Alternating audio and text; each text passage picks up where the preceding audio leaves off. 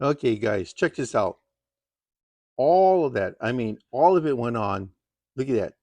Right to the pretty much to the edge here.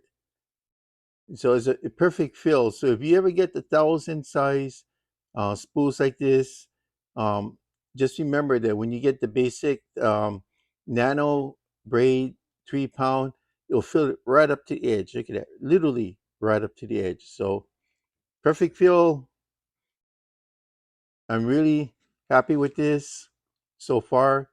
This 3 pound has worked before, but I had permanently on another reel. So I want to get a couple different sizes, like 1,000, 500, maybe a 2,000, and then I'll have a nice array of the sizes. But you know what's expensive? The reels are not that expensive when you get down to the size, unless you're gonna go for something that's a higher end reel. But the line isn't cheap. Like I said, this was more than the line, but it was. I think it's gonna be well worth it. I tried to break it with my hand. I couldn't. It was just digging in. So that means the only thing that's gonna break it is anything sharp. So there you go. Thank you.